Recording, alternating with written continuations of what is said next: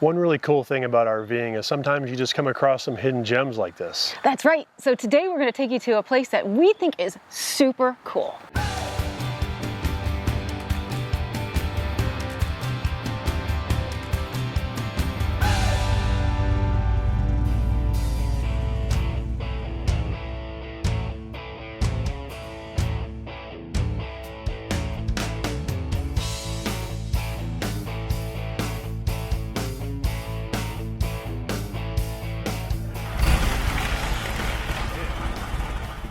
Today we're going to give you a tour of the Wheels Through Time Museum in Waynesville, North Carolina. This was actually a place that we went to visit last year in October of 2019. And it didn't make it into our Fall in the Smokies video from last year because we just did so much and we knew that we needed to dedicate some time to put in this video. But then they were closed all year due to COVID, so we kind of didn't want to tease you with this really cool place that you can't go to. Sorry, you can't go there, but it's really cool. But it's perfect timing now for us to show you this video because they just reopened October 1st and they have a new exhibit for you. So we're going to show you our time at the Wheels Through Time Museum and it was awesome. Really cool.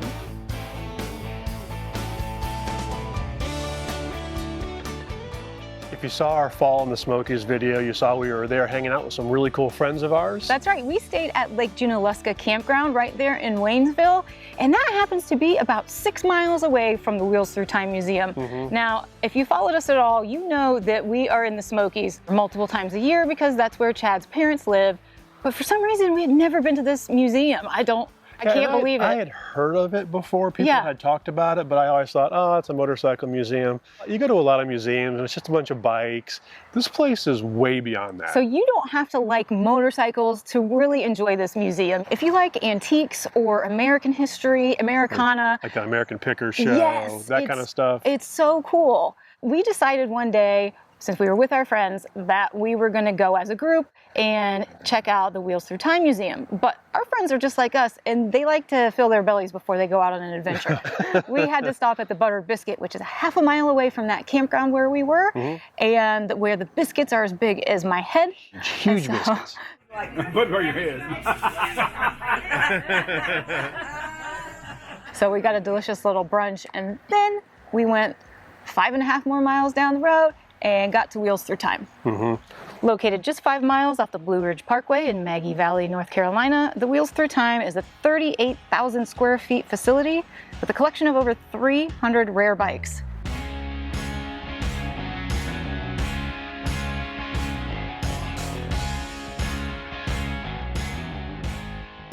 One neat fact about this place before we take you in and show you all this cool stuff is every motorcycle in there runs. That's awesome.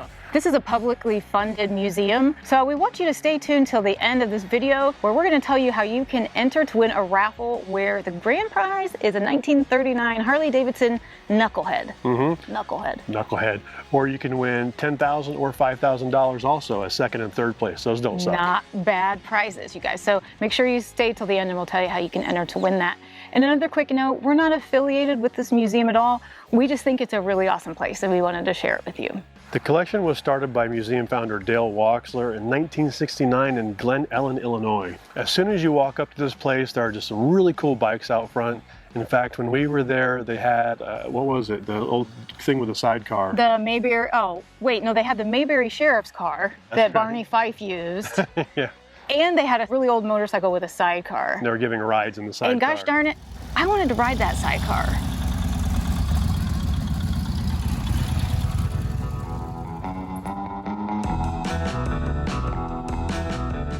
When you walk into the gift shop, that's where you can buy your souvenirs and your cool t-shirts and your raffle tickets for the bike drawing. There are over 350 maybe machines in there that all run of 25 different makes and models. I didn't even know there were that many different kinds of motorcycles. Of course, Harley and Indian were in there. Excelsior, Henderson, Pope, quite a few. Yeah.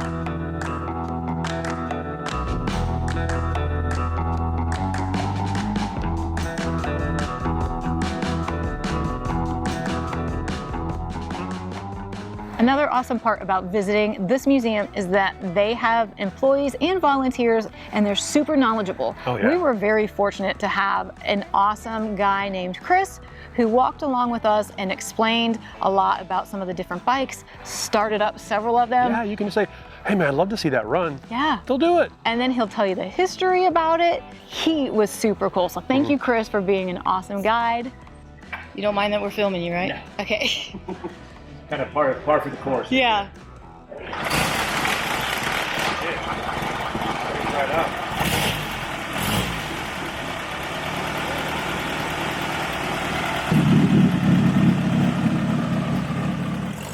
This is a 24 Ace 4-cylinder. The 4 cylinders kind of start in 1909 with that black Pierce you see sitting behind you there. That bike was actually owned by Steve McQueen. We acquired that. Wow. And then in 1912, the Henderson brothers would come along and invent their Henderson 4-cylinder. By 1917, they were setting records across the board. So the blue one you see over there is a 1917 Henderson. This is your road model here. On a bike identical to that one in 1922, they would set a land speed record of 128 miles an hour on roads. Wow. An Indian would be producing 4 cylinders all the way up through 1942 when World War I broke out. After the war, Indian was struggling to make it. They never put a 4-cylinder back in production, and then again by 1954, Indian would be gone. Now that is so cool. What I really liked about this museum is how they have everything grouped into different exhibits, but yet it's a continuous flow. Yeah. Like the military bikes. That was one of the first displays that we saw, which was really neat. Yeah.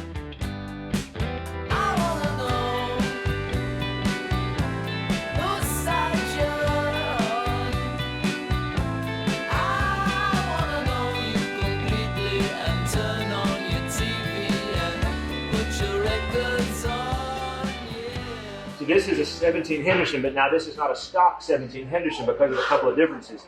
If you notice the 13 behind you, the narrow tank, you'll notice this tank is much wider, okay? You'll notice this specially designed intake manifold. Typically the intake would have set the carburetor here at the rear.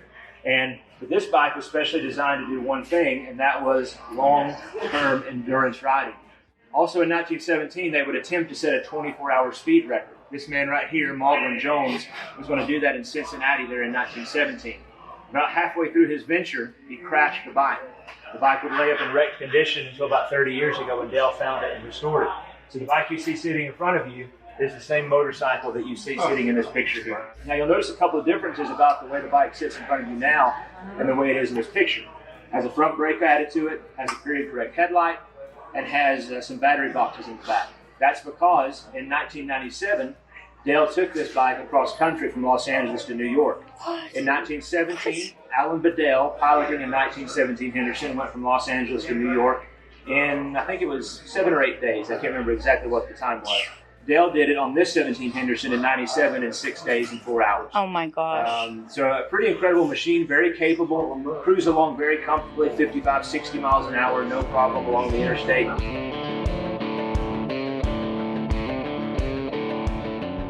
The chopper graveyard is really cool. It wasn't until that exhibit that I really understood what the word chopper meant. But it's because they used to chop them up to make the steering angle so different to get the wheelway out there. And it was so like they called it a chopper. And it was all custom, right? So some of them had the really tall sissy bars in the back came into popularity, or the big high the handlebars, yeah. right? And so it was a very customized type of bike and really became popular in the 50s through the 70s. And so they had Easy rider style. Yeah, so they had a whole bunch of old choppers in there, which was awesome. It's the story of a man who went looking for America and couldn't find it anywhere. It's not every man that can live off the land, you know.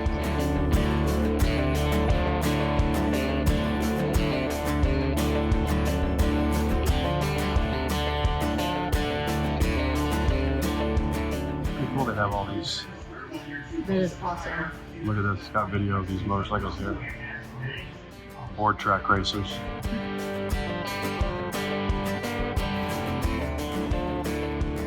They have the board track exhibit. Yeah, and I guess that was a popular motorsport in the 1910s and 20s. And then they continue on with a different exhibit, which is more of the dirt track racing. Well, it kind of follows the history of motorcycle racing, right? All these manufacturers were always trying to promote their brands with new things, like the board track. They would go over 100 miles an hour on those tracks. I know, and that was back in like 1910, 1920. And then the Great Depression hit, and that messed things up.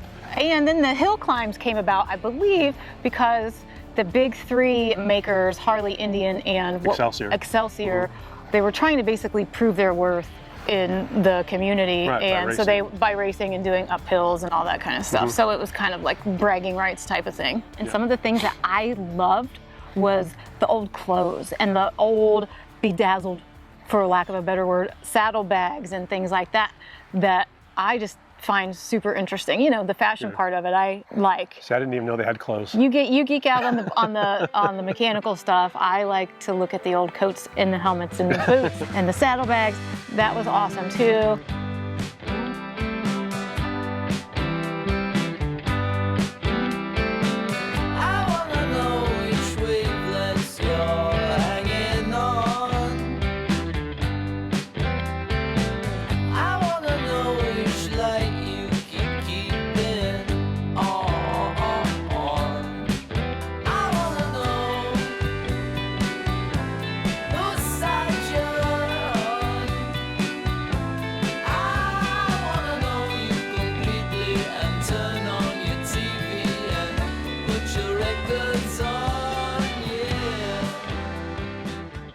The displays themselves were so extravagant and so detailed. With not just bikes in there, but memorabilia and old signs, and like all that memorabilia, that's all from that era too. And so it's like I said, if you like antiquing or you like those two guys that we can never remember, what is it? The guys that we just, Pickers. American Pickers. I can never remember for some reason. If you like the American Pickers, you're gonna like this place. It's just cool. They had an exhibit called the Swim Shop, and that actually represents the small Harley-Davidson shops that were opening up around the country in the 40s and the 50s. These were often the mom and pop dealerships, and they were often heavily involved in motorcycle clubs, motorcycle racing, that kind of thing. And so that's what that exhibit is geared towards.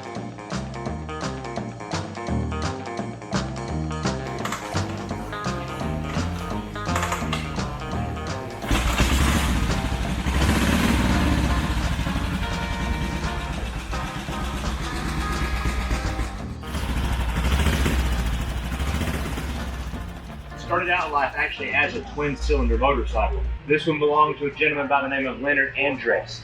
And Leonard Andres owned Andres Harley-Davidson in Modesto, California, but he was most well known for building racing motors. So he actually built 7 Daytona Beach Race Championship motors. The reason he built this motor was he wanted to race in the 500cc class. So he took a 1000cc motor, took off one cylinder, capped it off, rebalanced everything, put it back together, and then rode this for numerous years there in the late 20s, early 30s as a race bike. This bike was built in 1942. Harley was building the WLA, their flathead bike, for the military. Over the course of the war, they would build anywhere between 70 and 80,000 of those bikes for the military during the war. Indian came out with what they call the 841. If you look in our military exhibit against the back wall, you'll see a bike, looks like a Moto Guzzi. So this motor's turned sideways, but still in the V pattern, but stuck out the side. By the time they got these into production, however, the war had shifted back to Europe. So they only made about 1,000 of these, made 1,000 of the Indians. By all accounts, none of these Harleys ever saw wartime use. They were made, put into a warehouse, and sold surplus after the war was over. So the two examples you see here are guys that bought these after the war, repainted them, and then drove them around. So this is a 42 Harley-Davidson. XA is the model number. X stands for experimental, A stands for Army.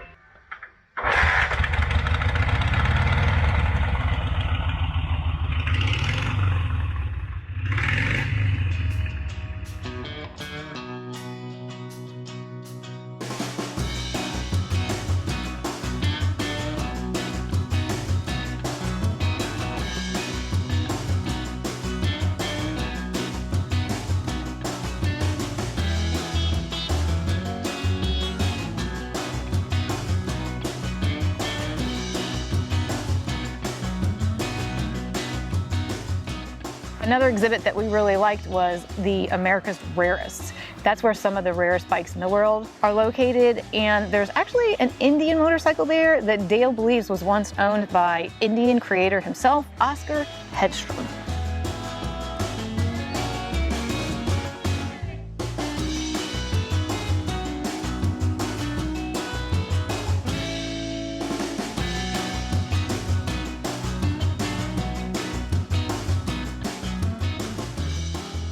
near the end, we came to an exhibit called American Restoration. And that's really cool because we didn't expect to see some really cool old restored cars. And they had a couple of classic Cadillacs in there. That's the biggest of the RV. Just about. That's the Eldorado. There's some RVs smaller than that. That's for sure. Yeah. Look at that. Look at that interior. Uh-huh. Wow.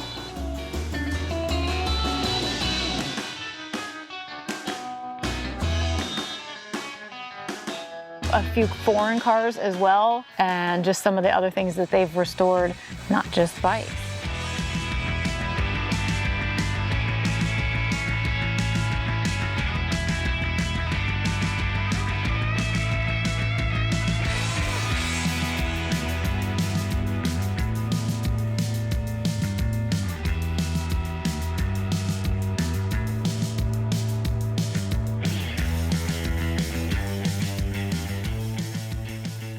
Little word of caution, give yourself at least 2 or 3 hours for this place. There's so much to see there. You could spend a whole day there. Yeah, and remember, it's 38,000 square feet, so it's huge.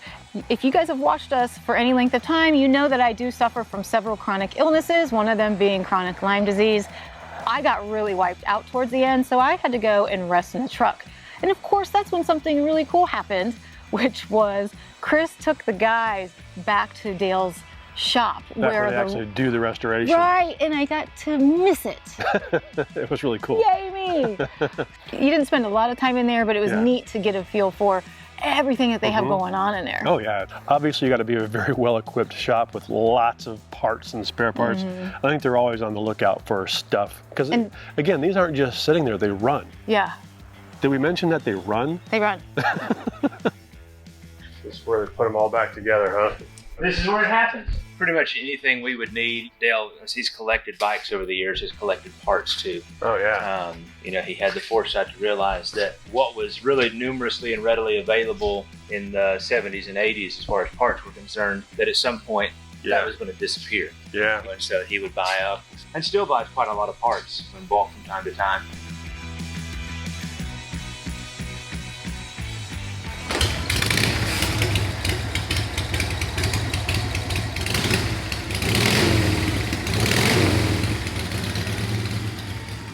The museum changes at least one of its exhibits and changes things around every year. So because the footage you're seeing is from 2019, 2020, they have a brand new exhibit. Yeah, it's called the Motorcycle Cannonball Endurance of Man and Machine, and it's based on the guy Cannonball Baker. Cannonball Baker, and it runs across the United States. Hopefully next time we're in the area, they still have that exhibit because I'd like to see that. Yeah, we'll go check that out. I don't know how it's related to like the Cannonball Run movies that were real popular. Because that was a car. Those were cars. But maybe it's based off of that.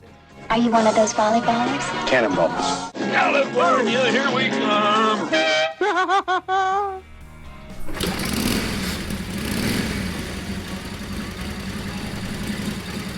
So if you want to learn more about this place or some of the motorcycles they have there, they have a really good website. They also have daleschannel.tv.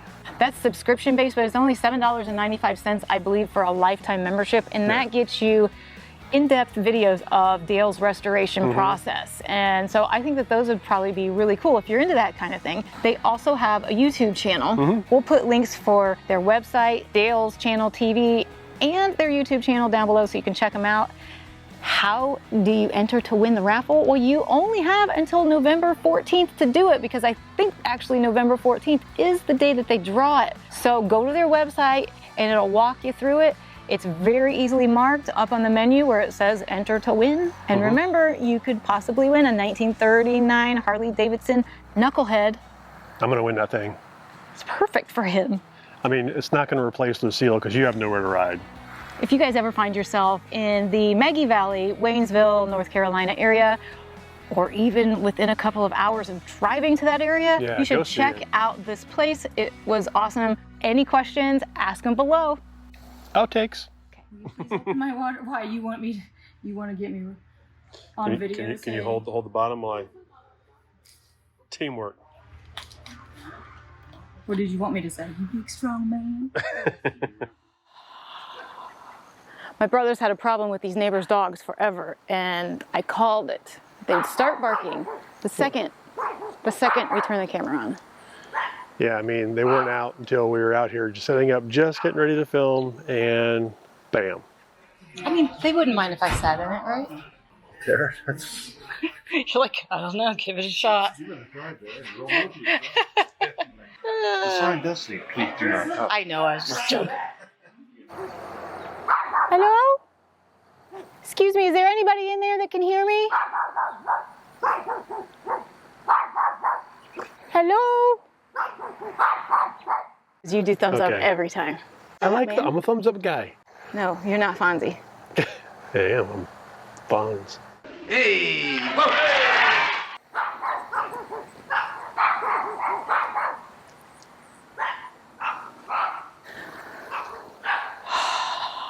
Yeah, that's like the equivalent of 240 miles an hour today, in today's mileage. You just Because things are You just faster. make stuff up, It's man. so easy to go 100 now. 1965 called, they want their satellite dish back. 65? No. 75, maybe 80. For 1 year, I was in it for 1 year. You remember that? You know, when I was 1 year old, I remember it going away in He's liked 1969. bikes for a very long time. My dad's always had bikes. Yeah.